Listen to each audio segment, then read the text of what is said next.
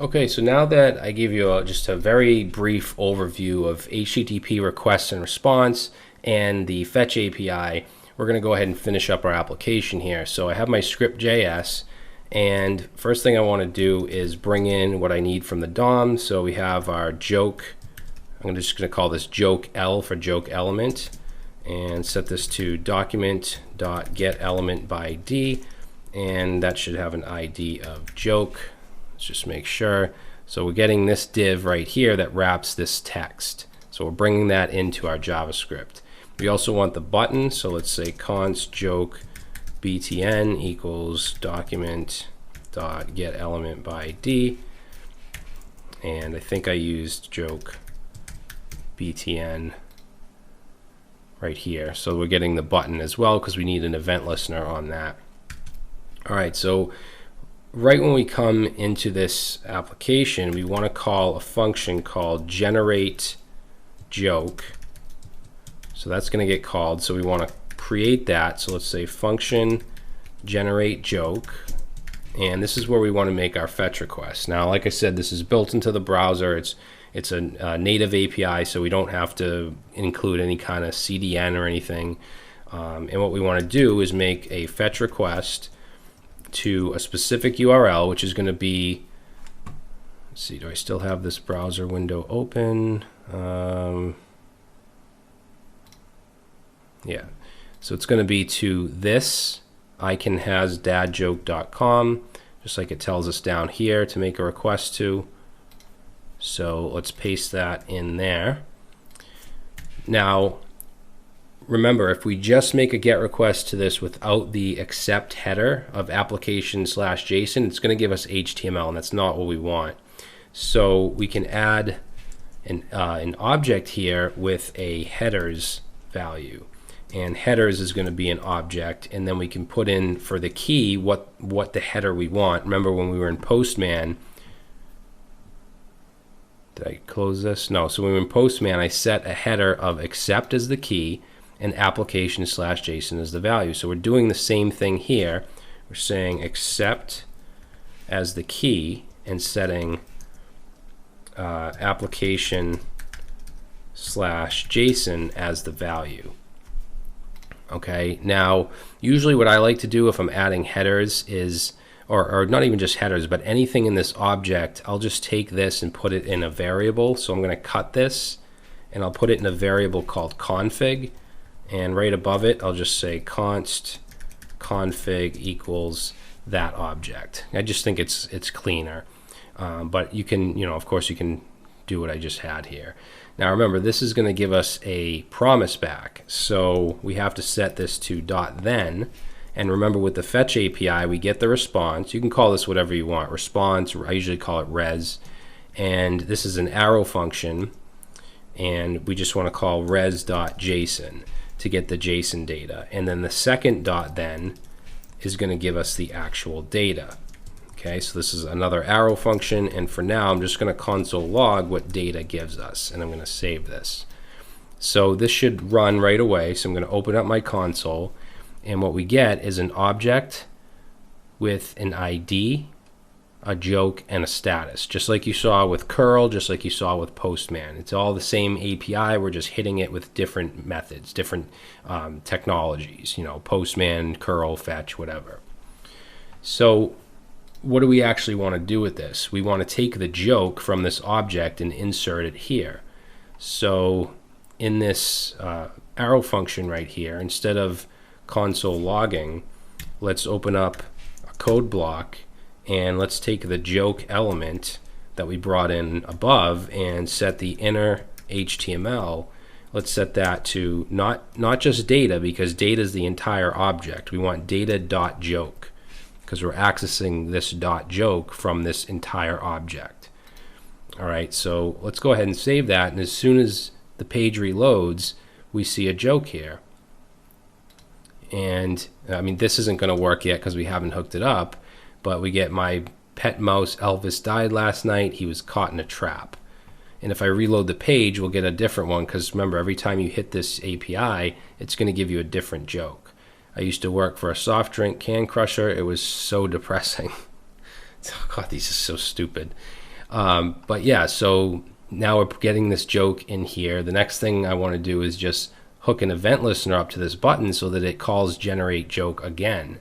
So let's go up here and just say joke button, and we'll add an event listener onto it. And we want to listen for a click. And when that happens, we want to call generate joke. And as soon as I save that, we get a different joke, because whenever we save, it's going to call this function. But also, if I click this button, it'll give us a new joke. All right, and you can check your network tab as well to see any requests that you get. I'm just going to dislocate this for a second. And if I just reload this, this is going to show you any files that were loaded, like our style sheet, our script.js. But if we look at, so if we look at type, you see this fetch right here. This is, it made a call to this URL, ican-has-dadjoke.com, and we can see a few things. We see our response, which is the, the ID, the joke, and the status. We can also check out the headers. So this is the request URL that was made. It was a GET request, so that's the method. The status code was 200. What else? The remote address, and then any headers down here. So there's response headers, and there's also request headers. And in the request header, we should have this accept application JSON because we sent that. That was a result of what we sent within the options. And then there's a bunch of other stuff here as well. So whenever you need to see data that you get back when you make any kind of request, you can check it out in the network tab. So let's just reattach this. So that's pretty much it. Our application is very small and simple, but it works, and we are making a request to a third-party API. Now the next thing I want to show you is how to use async await, because personally I don't like this .then syntax. I think it looks kind of messy, and we can make it look like it's synchronous when it's really asynchronous, because we have to use this because this could happen while something else is happening. So the .then basically says when this is finished, then do something.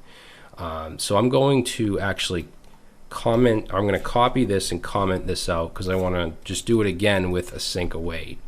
Now here where we make our request, I'm going to get rid of just everything here in the .then. And what we can do is set for this fetch right here, I'll set a variable called res, response, whatever you want to call it, and set it equal to the fetch. Now remember, fetch is async, so we have to await until it's done fetching. So we use the await keyword.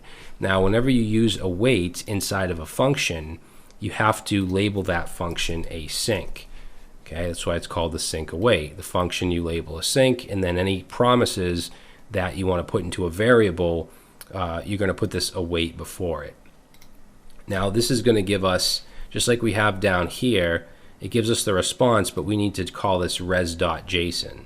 So what we would do in this case, using the fetch API, we could set another variable called data, and we could set that to res.json. However, this also returns a promise, so we have to await on that. And then the data will be in that variable. So again, we'll just go down here, and I'm just going to copy this line, and I'm going to set that joke element in our HTML to data and then the joke value. All right, so I'm going to save that, and you can see it works the same exact way.